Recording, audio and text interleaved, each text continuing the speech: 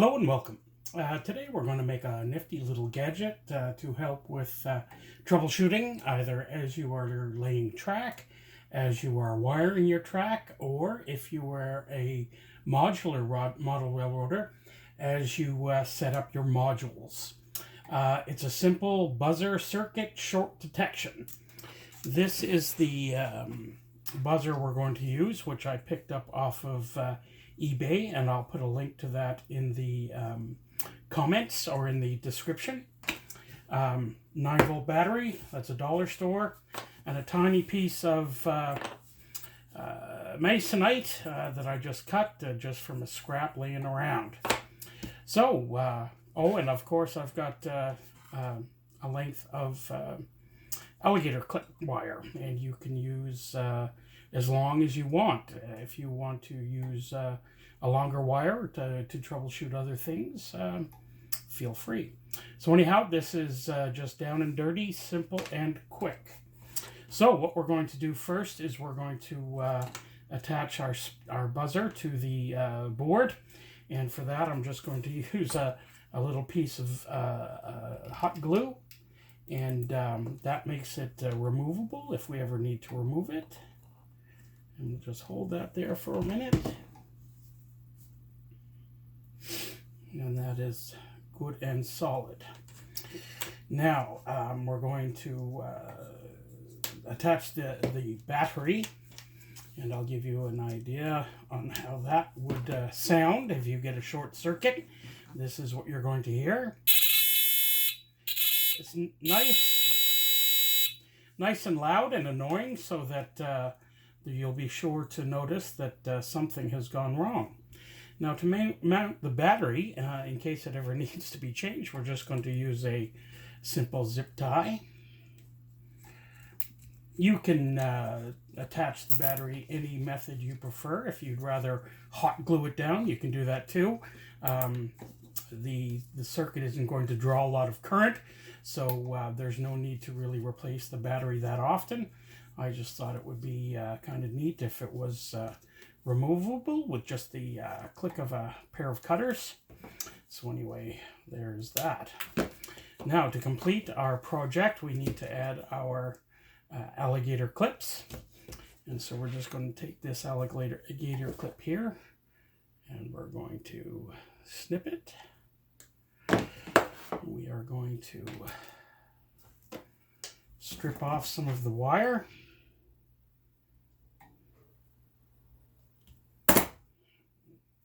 Twist that around.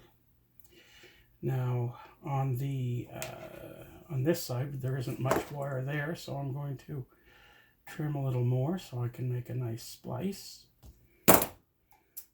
And it's always nice to add a little piece of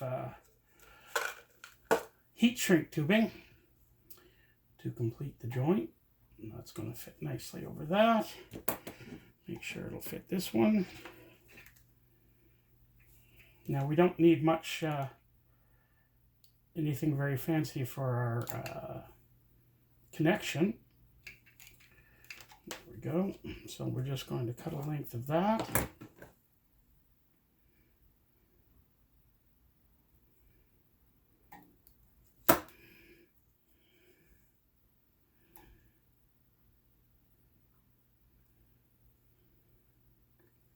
Slide it onto our wire. Actually, I think that's a bit too small diameter. I'm just going to get a bigger piece of shrink tube. And we're back. As you can see, I have a larger diameter piece of heat shrink here. You can see the difference there. I get my heat shrink at Princess Auto. It comes in these tubes, and it's fairly cheap. This size is excellent for doing decoder installations with 30 gauge wire. So we'll just snip off a piece of heat shrink. We will slide it onto the wire. Oh, that's much better. And we will take these two pieces of wire and we'll just give them a quick twist together.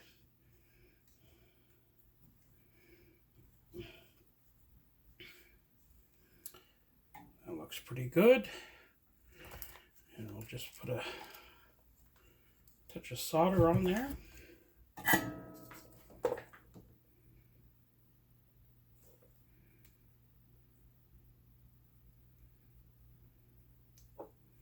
That's all we need. And we'll do the same with the other wire.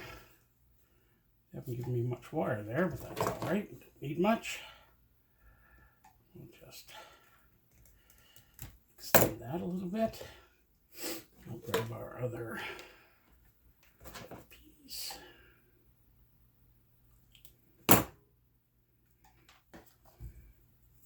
Piece of heat shrink.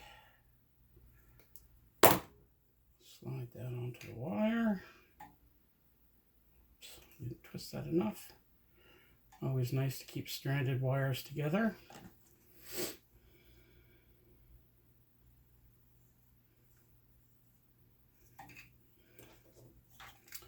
And we will twist those together.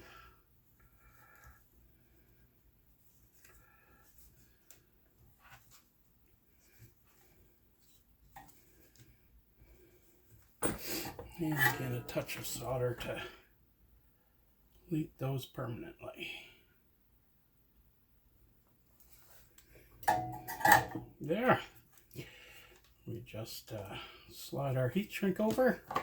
I just simply use a disposable lighter. Don't put the flame too close. You want to heat the shrink. You don't want to burn it.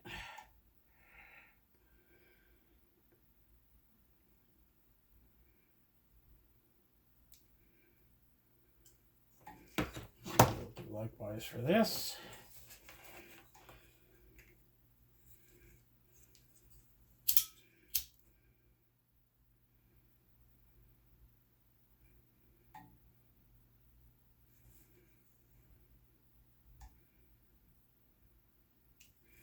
And we are done. We now have our buzzer tester to detect a short. Now, in practical use, you would simply attach these two to your rails, and anytime you have a short, it will buzz and let you know. And now in practical application, we just take our buzzer and we place it anywhere at all. It's mounted on Masonite, so it's not going to short anything out. You don't have to worry about anything. We place one of the alligator clips on one rail, the other alligator clip on the other rail, and we're ready to go. We can now begin putting in our drop feeders. We can add track, or we can set up our modules. And if anything were to occur, we would immediately be alerted to a short circuit. Well, that's it for today. I hope that has been helpful for you. I invite you to visit my website, gregstrainyard.com. I invite you to subscribe to my YouTube channel, and I will provide links to the items that I used in this video, both in the description of this video and on my website. Thanks very much for watching. Have a great day.